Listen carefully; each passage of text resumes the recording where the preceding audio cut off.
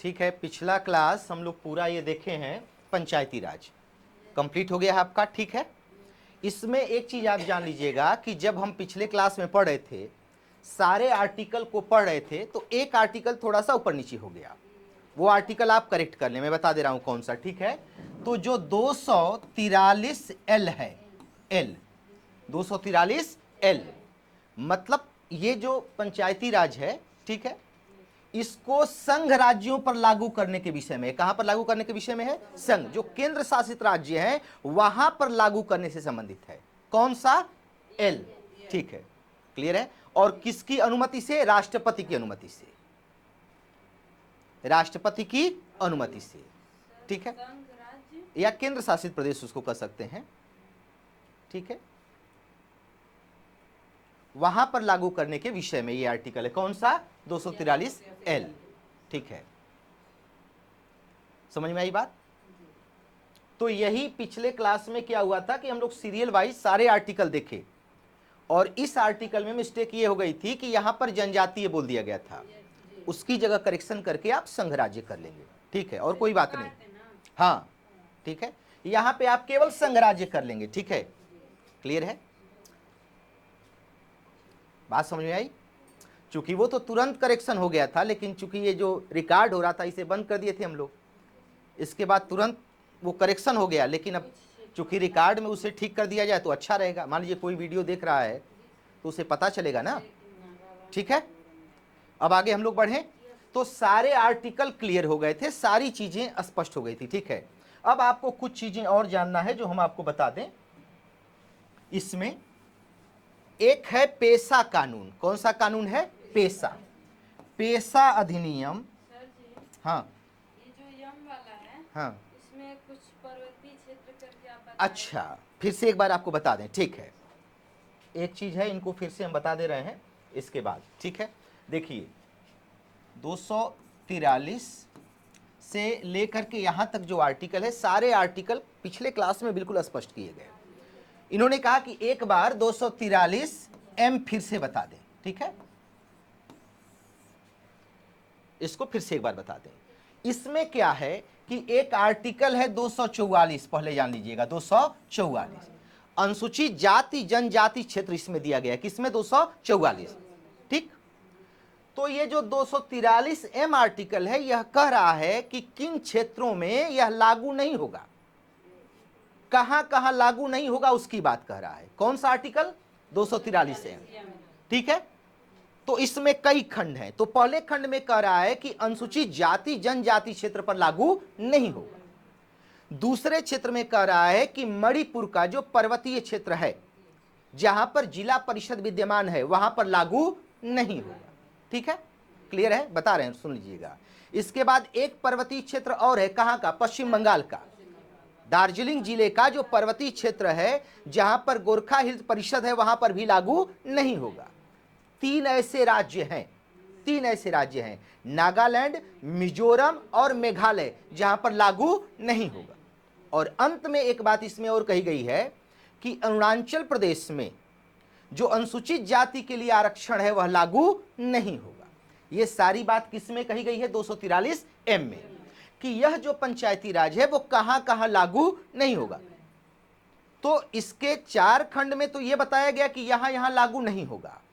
एक खंड में कहा गया है कि जो अरुणाचल प्रदेश में अनुसूचित जाति के लिए आरक्षण है वो लागू नहीं होगा। ठीक है, पिछले क्लास में आपको बताए 83वां संविधान संशोधन 2000 के द्वारा यह प्रावधान किया गया कि जो 243 डी के तहत आरक्षण है, उसमें जो अनुसूचित जाति के लिए आरक्षण है, ये अरुणाचल प्रदेश में लागू नहीं होगा। ठीक है, और पीछे के क्लास से कोई मतलब? चलें आगे बढ़े हम लोग। चलिए अब आगे बढ़ते हैं हम लोग। अब जाने आप पेशा अधिनियम, पेशा अधिनियम, पेशा अधिनियम। ठीक है, 1996, पेशा अधिनियम 1996। ठीक, जनजातीय क्षेत्रों पर इसको लागू करना। किस क्षेत्रों पर? जनजातीय क्षेत्रों पे इसका विस्तार करने के लिए। किसका? पंचायती राज का। किन क्षेत्रों में? जनजातीय क्षेत्रों में विस्तार करने के लिए कौन सा अधिनियम लाया गया? पेशा अधिनियम 1996।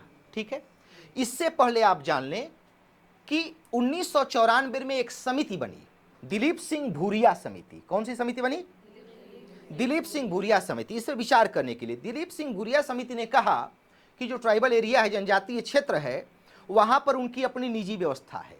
ठीक, तो आप इस व्यवस्था को उनके ऊपर जो थोपेंगे तो इसमें आपकी सतर्कता यह होनी चाहिए कि उनकी जो अपनी व्यक्तिगत व्यवस्था है वो बाधित न हो, बल्कि दोनों के बीच एक समन्वय हो, एक संतुलन हो। किस आयोग ने कहा? भूरिया आयोग, 1994। ठीक है, तो पेशा अधिनियम लाया गया 1996। इसके द्वारा क्या किया गया? पेशा अधिनियम के द्वारा, पेशा अधिनियम के द्वारा मतलब इसका विस्तार किया गया। कहां पर? जनजातीय क्षेत्रों में। लेकिन इस अधिनियम में बहुत अच्छी व्यवस्थाएं की गई। क्या व्यवस्थाएं की गई? कि जब आप सामाजिक आर्थिक कोई योजना उस क्षेत्र में लाएंगे तो बिना उस ग्राम सभा की अनुमति के वहां लागू नहीं करें। मतलब ग्राम सभा की अनुमति आवश्यक है। ठीक है, क्लियर है? दूसरी बात कहा गया कि उनका जो सामाजिक सांस्कृतिक और रीति रिवाज है उससे वो बनाए रखेंगे, उसमें कोई किसी प्रकार का परिवर्तन नहीं किया जाएगा। ठीक है, वो आपसी मामले को जैसे सुलझाते हैं वैसे ही सुलझाते रहेंगे। एक बात और ख्याल रखिएगा, जो लघु वन उपज होगा, जो वन के संसाधन है, लघु वन उपज, छोटे, उस पर अधिकार उन्हीं का होगा। ये बड़ी बात है, जानिएगा। दो बातें याद रखिएगा, जो लघु वन उपज है उस पर अधिकार उन्हीं का होगा।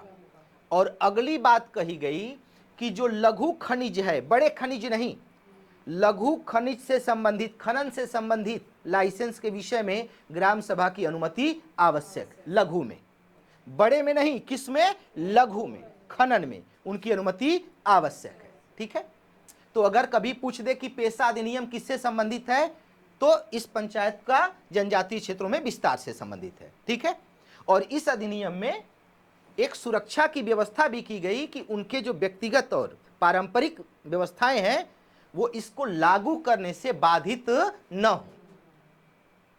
ठीक, बात समझ में आ रही है? इनको लागू करने से बाधित न हो। ठीक है, बिल्कुल स्पष्ट है यहां तक? क्लियर? पेशा अधिनियम। ठीक है, अब कुछ चीजें और आप जान लें, इसके बाद हम लोग आगे बढ़ते हैं। ठीक, देखिए, जैसे ये तो आपका मतलब टोटल मामला खत्म हो गया। एक चीज आरक्षण के विषय में और जान लें। आंध्र प्रदेश एक ऐसा राज्य है जहां पर अल्पसंख्यकों के लिए पंचायतों में आरक्षण है। केवल कौन सा राज्य है? आंध्र प्रदेश। वहां पर अल्पसंख्यकों के लिए भी किसमें आरक्षण है? पंचायतों में आरक्षण है। ठीक, क्लियर है? अब इस व्यवस्था को आप देखें, एक व्यवस्था देखें आप। जैसे मान लीजिए हम ग्राम पंचायत को लेते हैं। कैसे आपको पढ़ना है? हम पहले लेते हैं ग्राम पंचायत।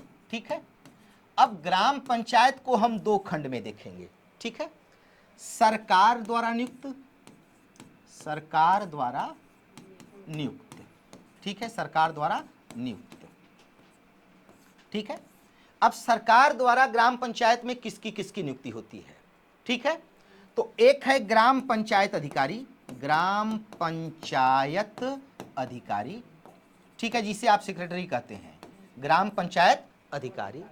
ठीक है, एक आशा स्वास्थ्य कार्यकर्त्री। ठीक है, एक लेखपाल, लेखपाल। ये सब ग्राम से संबंधित अधिकारी होते हैं जो सरकार द्वारा नियुक्त होते हैं। ठीक है, जिसमें सबसे महत्वपूर्ण है ग्राम पंचायत अधिकारी। यही सचिव है, समझिए, यही सेक्रेटरी है गांव की। ठीक है, अब जनता द्वारा निर्वाचित, जनता द्वारा निर्वाचित। ठीक है, जनता द्वारा निर्वाचित, एक ग्राम में जनता द्वारा निर्वाचित। ठीक है, तो पंचायत का अध्यक्ष, अध्यक्ष जिसे हम प्रधान कहते हैं। ठीक है, और ग्राम पंचायत के सदस्य, मेंबर, सदस्य। ठीक है, ये दो। ठीक, और ये दोनों प्रत्यक्ष निर्वाचन द्वारा निर्वाचित होते हैं। प्रत्यक्ष मतलब सदस्य और प्रधान दोनों प्रत्यक्ष निर्वाचन द्वारा निर्वाचित होते हैं, ये दोनों। ठीक, कई लोग का तो नहीं होता है। ये तो नियुक्त हमने लिख दिया है, सरकारी व्यक्ति हैं तो सरकार द्वारा नियुक्त हैं। जनता द्वारा निर्वाचित, जनता द्वारा गांव में निर्वाचित दो हैं। एक कौन है? प्रधान, अध्यक्ष, और एक मेंबर जो सदस्य है। ठीक है, नहीं नहीं, अभी हम ये क्या लिखे हैं? ग्राम पंचायत। हाँ, ग्राम पंचायत लिखे हैं, ठीक है। ग्राम पंचायत में मेंबर होते हैं, जब चुनाव होता है तो उसी समय मेंबरी का भी चुनाव होता है, सदस्य।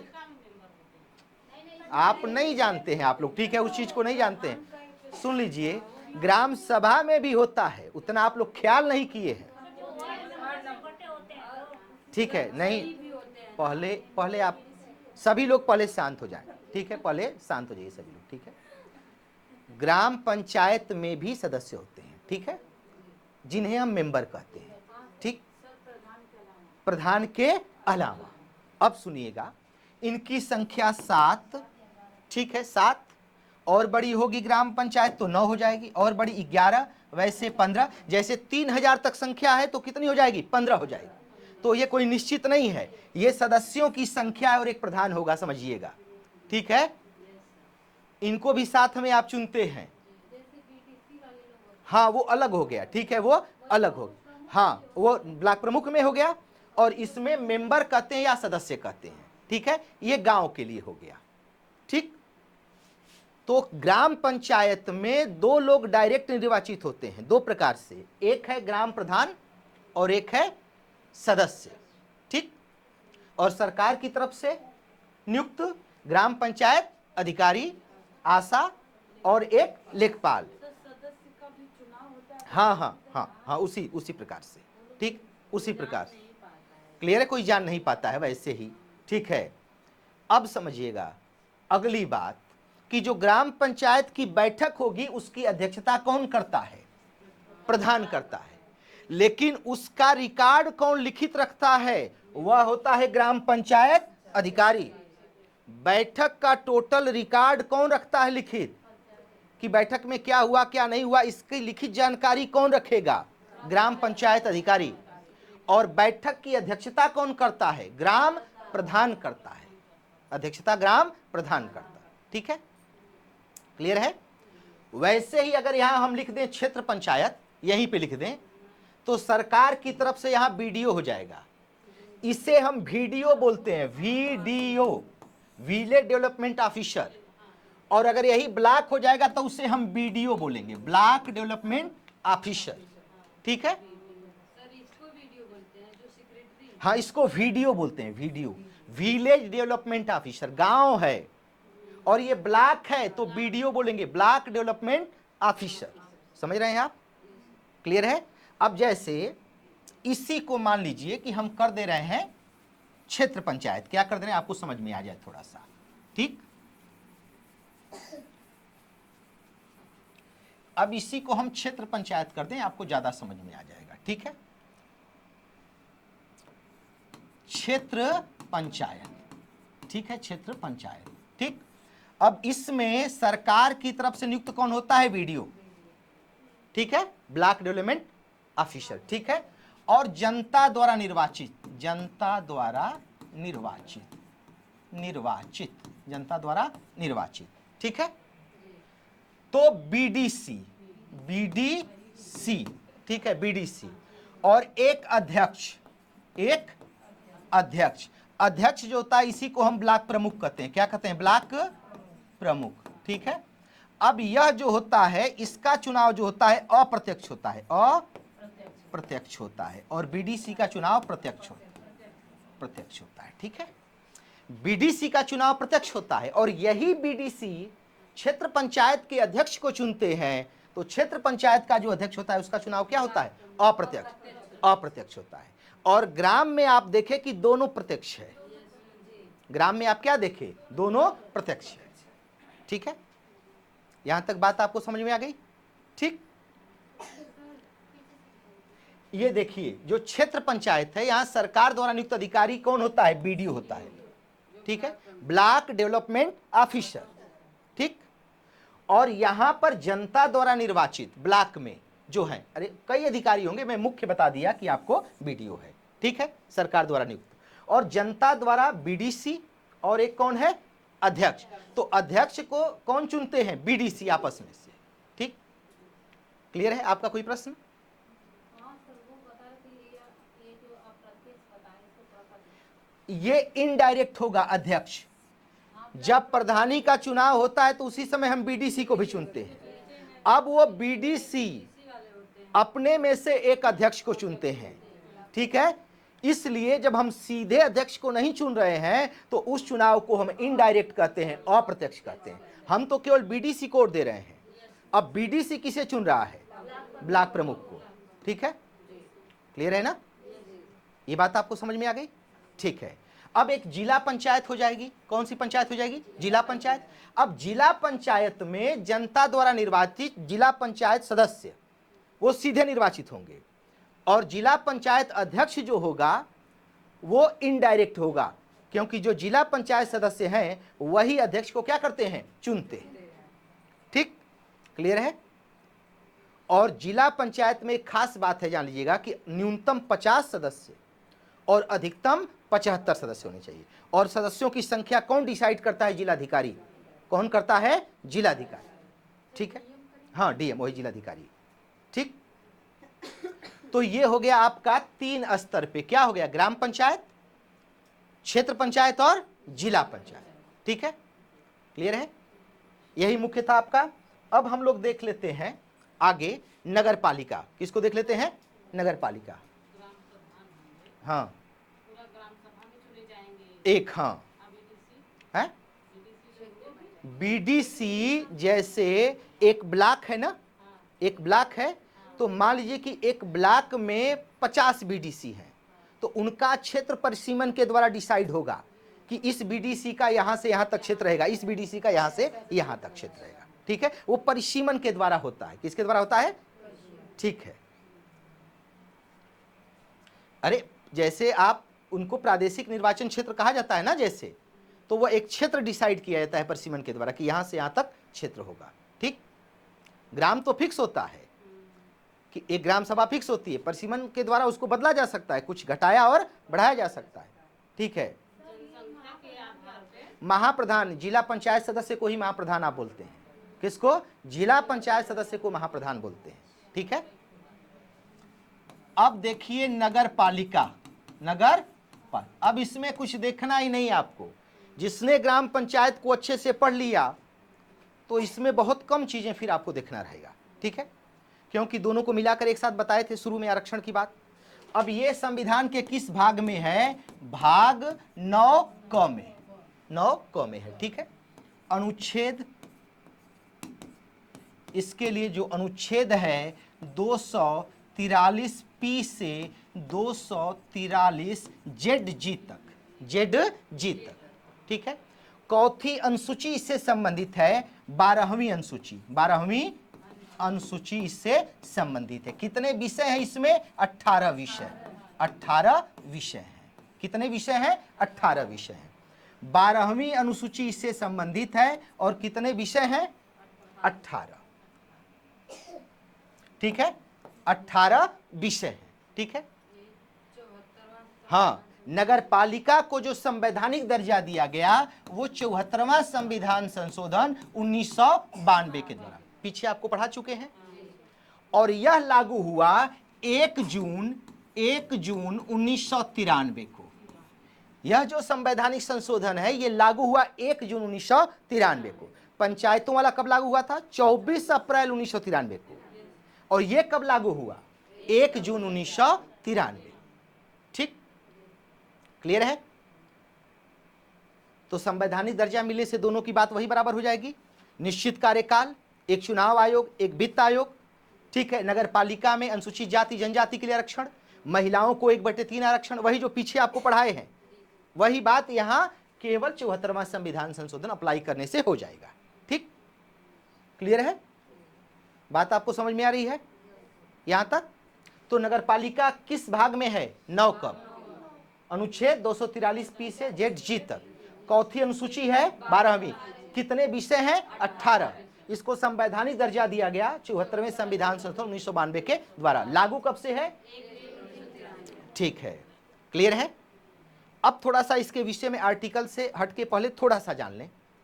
एशिया महाद्वीप में, ठीक है, से हटें और थोड़ा सा भारतीय महाद्वीप देखें। किसको देखें? भारतीय महाद्वीप। भारतीय महाद्वीप का ज्ञात पहला नगर कौन सा है? हड़प्पा है। भारतीय महाद्वीप का ज्ञात पहला नगर कौन सा है? हड़प्पा है, ठीक है। लेकिन इसमें जब आप देखेंगे नगर की व्यवस्था में, तो सबसे पहले कानूनी वैधता 1687 में मद्रास नगर निगम की स्थापना की गई। किसकी स्थापना की गई? मद्रास नगर निगम की स्थापना की गई। कब की गई? 1687 में। आधुनिक काल में नगर निगम की स्थापना सबसे पहले कहां पर हुई है? मद्रास में, ठीक है। कहां पर हुई है? मद्रास में, ठीक। आधुनिक काल में नगर निगम की स्थापना सबसे पहले कहां पर हुई है? मद्रास में हुई है, ठीक है। क्लियर है? अब हम चले इनमें आर्टिकल को देखते हुए चलते हैं। कुछ है नहीं, जो आप देख लिए हैं वही चीज रहेगा, थोड़ा सा परिवर्तन रहेगा, उसे हम देख लेते हैं, ठीक है। सबसे पहले आप देखें पी है, ठीक है, क्यू आर एस, ये 4 आर्टिकल देख लें, ठीक है। इसमें देखना मुख्य मुख्य कौन सा आर्टिकल है, ये 4 आर्टिकल आप इधर से देख लें, ठीक। इसके बाद टी है, वाई है, जेड ए है, जेड ए है, ठीक। ये 3 मोस्ट इंपॉर्टेंट हैं, लेकिन वही बात है जो उसमें लिखा गया है, पंचायतों में लिखा गया, और कोई मतलब नहीं है। एक ही बात है केवल, इसमें लिख क्या दिया जाएगा, जैसे मैं आपको बता दूं, जैसे मैं कहूं कि टी में आरक्षण है पंचायतों के लिए, अरे नगर पालिका के लिए क्या है? आरक्षण है, तो क्या आप इसमें जानेंगे? वही अनुसूचित जाति जनजाति के लिए आरक्षण और महिलाओं को 1/3, बस यही आपको, ठीक है। वाई में क्या है? वित्त आयोग है। अब लिख दिया जाएगा कि जो पंचायतों के लिए वित्त आयोग है वही वित्त आयोग रहेगा। जेड ए में क्या है? चुनाव आयोग है, वही चुनाव आयोग रहेगा, ठीक है। तो ये 3 आर्टिकल तो वही बात कह रहे हैं कि जो पंचायत के विषय में आप पढ़े हैं, ठीक। क्लियर है? तो नगर पालिकाओं के लिए आरक्षण किस में दिया गया है? टी में। वित्त आयोग किस में दिया गया? वाई में। आज चुनाव आयोग जेड ए में। ये 3 आर्टिकल, और वही चीज है जो उसमें है पंचायतों में। आई में जो है इसमें वही वित्त आयोग आई, हाँ, और इसमें वही वाई। हाँ वही वाई है, बस यही जानना है आपको। जो चुनाव आयोग के में है, ठीक है, वही जेड ए में है, कोई फर्क नहीं है, अलग अलग नहीं चुनाव आयोग है, यही बात आपको समझना है। राज्य निर्वाचन आयोग एक ही है, ठीक है, राज्य निर्वाचन आयोग एक ही है। कौन सा? वही है जो किसमें दिया गया है? 243 के में दिया गया, 243 के में दिया गया, वही है। लेकिन चूंकि नगर पालिका का जब आर्टिकल पढ़ेंगे तो एक बार उसे दोहरा लेंगे आप। नगर पालिका में कहां वो दिया गया है? जेड ए में। तो फिर से एक बार सुन लें आप और नोट कर लीजिएगा घर। 243 टी में आरक्षण है, और आरक्षण वही रहेगा अनुसूचित जाति जनजाति और महिलाओं को 1/3 नगर पालिका में। वाई में वित्त आयोग और जेड ए में चुनाव आयोग, ठीक है। इतनी तक बात आपको समझ में आई? अब इधर से शुरू से देखते चले आप, ठीक है। इसमें परिभाषा है, पी में क्या है? परिभाषा, इसे छोड़ दें, कोई महत्वपूर्ण नहीं है, ठीक है। ये परिभाषा है। इसी परिभाषा में कहा गया है कि 10 लाख से अधिक जनसंख्या होगी तो उसे हम महानगर कहेंगे। क्या कहेंगे? महानगर। कितनी लाख की जनसंख्या से ऊपर होगा तो 10 लाख से अधिक जनसंख्या को हम महानगर कहेंगे, इसी में परिभाषा में दिया गया है, ठीक। लेकिन गठन किस में है? क्यू में है, इसे याद रखिएगा। गठन किस में है? क्यू में है। नगर पालिका का गठन किस में दिया गया है? 243 क्यू में गठन दिया गया है, ठीक है। अब गठन में क्या कहा गया है? 3 स्तर पे गठन होगा। अब सुनिएगा, 3 स्तर पे गठन होगा, ठीक है। पहला है गांव से संक्रमणशील, हम संविधान की नहीं अपनी भाषा में बता दे रहे हैं, ठीक है। जो अभी गांव से नगर में परिवर्तित हो रहे हैं उसे हम नगर पंचायत कहेंगे, ठीक। जो छोटे नगर हैं उन्हें हम नगर पालिका परिषद कहेंगे, दूसरा स्तर हो गया। और जो उससे बड़े हैं, जो बड़े नगर हैं, उन्हें हम नगर निगम कहते हैं। 3 स्तर पे होगा इसका गठन, ठीक है। नगर पंचायत जो गांव से क्या हो रहे हैं? नगर में बदल रहे हैं। दूसरा है नगर पालिका परिषद, नगर पालिका परिषद, ठीक है, नगर पालिका परिषद। और तीसरा है नगर निगम, नगर निगम। ये 3 स्तरों पे गठित होगा। कौन कौन सा 3 स्तर बताएं? जो गांव से शहर में बदल रहा है, अभी जो गांव से शहर में बदल रहा है उसे हम क्या कहेंगे? नगर पंचायत। छोटे नगर को नगर पालिका परिषद और बड़े नगर को नगर निगम। यही 3, इसके बाद तो फिर महानगर हो जाएगा, उसमें ये व्यवस्था नहीं है। 10 लाख से ऊपर होगा तो क्या हो जाएगा, महानगर। पंचायत में 20 लाख है। हाँ ठीक है, संख्या जो। नहीं वो तो दूसरी बात है, वो तो पंचायत में कहा गया कि जिस राज्य की जनसंख्या 20 लाख से कम है वहां पर क्या होगा, मध्यवर्ती स्तर की पंचायत गठित करना आवश्यक नहीं। यहां पर महानगर के लिए एक अलग व्यवस्था होगी। अब 2 चीज और जान ले यहाँ पे, तो 3 स्तर पे गठित होगी, नगर पंचायत, नगर पालिका परिषद, नगर निगम। और 10 लाख से ऊपर है तो क्या हो जाएगा, महानगर, वो इसमें शामिल नहीं होगा। ठीक है, वो महानगर की एक अलग व्यवस्था होगी। ठीक, क्लियर है, वो आगे है, इसमें आर्टिकल है महानगर के लिए, वो हम अभी आपको बताएंगे। एक चीज और जान लीजिएगा, जहां पर इसी में कहा गया है कि जहां पर राज्यपाल ने अधिसूचना द्वारा किसी क्षेत्र को औद्योगिक क्षेत्र घोषित कर दिया है वहां पर यह लागू नहीं होगा। यह त्रिस्तरीय व्यवस्था वहां पर लागू, कहां पर लागू नहीं होती है, नगर पालिका का यह सिस्टम बताइए तो। जिस क्षेत्र को राज्यपाल ने कौन सा क्षेत्र घोषित कर दिया है, औद्योगिक क्षेत्र घोषित कर दिया है, वहां पर लागू नहीं होगी। ठीक, गठन हो गया। अब गठन के बाद अगला है संरचना। अगला क्या है, उनकी संरचना क्या होगी। ठीक, तो संरचना वही होगी कि प्रत्यक्ष रूप से चुने हुए प्रतिनिधियों के द्वारा नगर पंचायत का गठन किया जाएगा।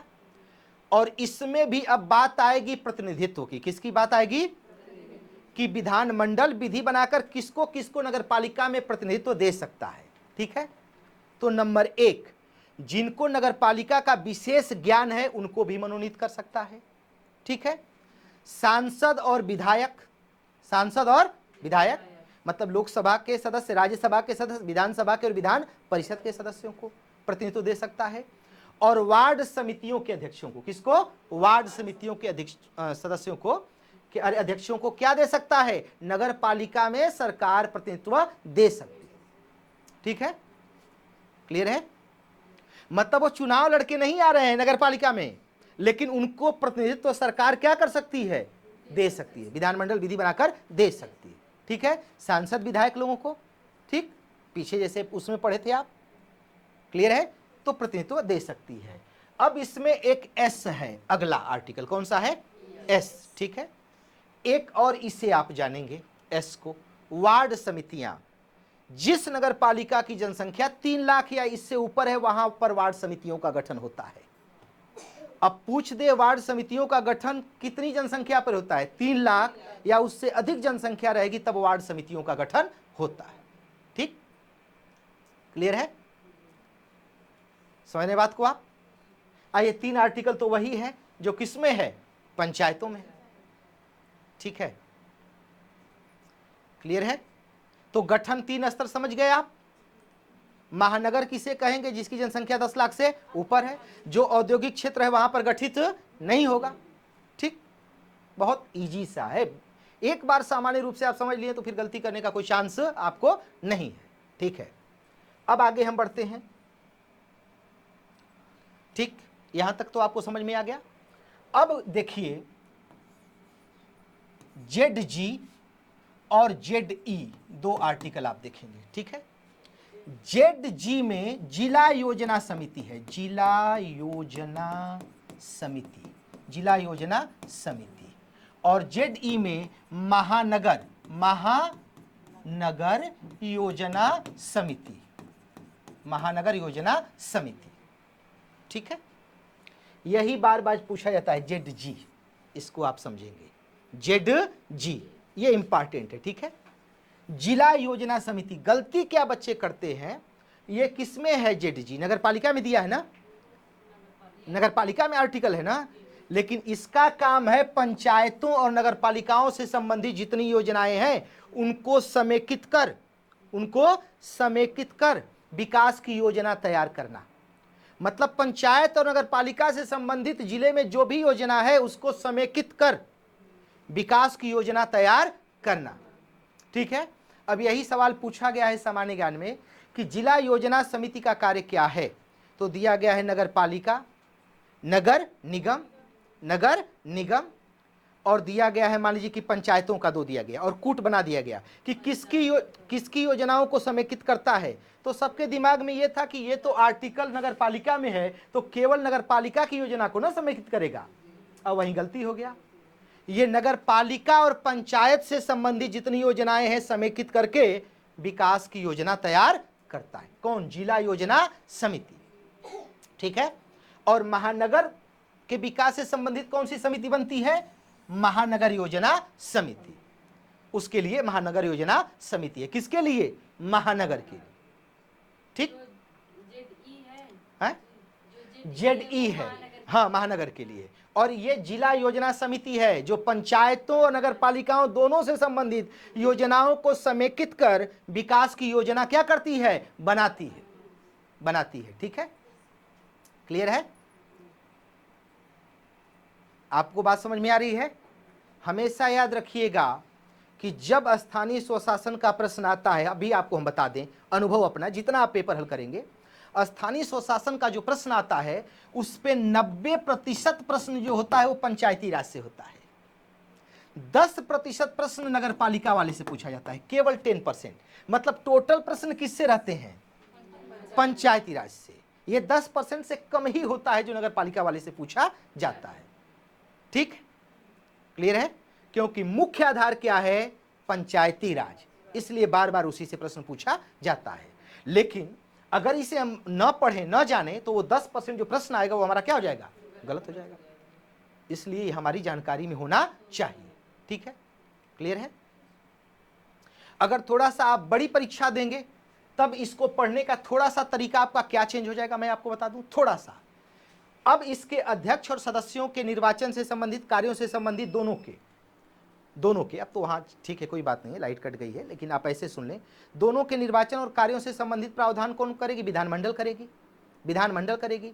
अब कहा गया है कि जो जिला योजना समिति होगी, ठीक है, अब उसके 3/4 सदस्य जिला स्तर के पंचायतों, ठीक है, जिला स्तर के पंचायतों, ठीक है, और नगर पालिका के निर्वाचित सदस्यों के द्वारा भरे जाएंगे। 3/4 सदस्य, ठीक है, जिला स्तर के पंचायतों और नगर पालिका के सदस्यों से भरे जाएंगे। कितने? 3/4।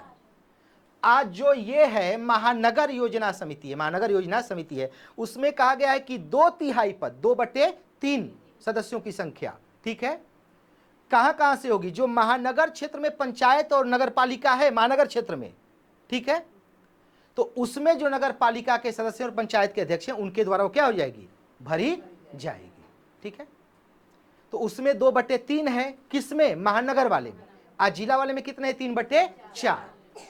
ठीक, लेकिन कहने का मतलब कि वो जब आप कूट वाला प्रश्न बनता है तो एक चीज होती है। ठीक है, अब लास्ट एक बात जान लें, इसमें विशेष बात आप जान लें, नगर पालिका के तीनों स्तर पर सदस्य और अध्यक्ष दोनों का चुनाव डायरेक्ट होता है। यह हमेशा ख्याल रखिएगा। नगर पालिका के तीनों स्तर पर, मतलब नगर पंचायत, नगर पालिका परिषद, नगर निगम, तीनों स्तरों पे जो सदस्य हैं और अध्यक्ष हैं उन सबका चुनाव क्या होता है? डायरेक्ट होता है। सदस्य और अध्यक्ष सबका चुनाव क्या होगा? डायरेक्ट होगा। ठीक है, मतलब सभासद है उसका भी चुनाव डायरेक्ट, और जो मेयर है, चेयरमैन है, उसका भी चुनाव क्या हो जाएगा? डायरेक्ट। ठीक है, तो दोनों चुनाव प्रत्यक्ष होते हैं। ठीक, यहां तक बात आपको समझ में आई? अब प्रश्न बनाया जाएगा, प्रश्न बना के आपके सामने जब रखा जाएगा तो आपको समझ में आएगा कि कितना आपको पकड़ में आ रहा है, कितना आपको नहीं आ रहा है। ठीक है, हाँ, जैसे वो दोनों डायरेक्ट होगा। ठीक है, तो नेक्स्ट क्लास में हम लोग इन सभी पे प्रश्न बन जाएगा और प्रश्न के हिसाब से हम लोग देखेंगे।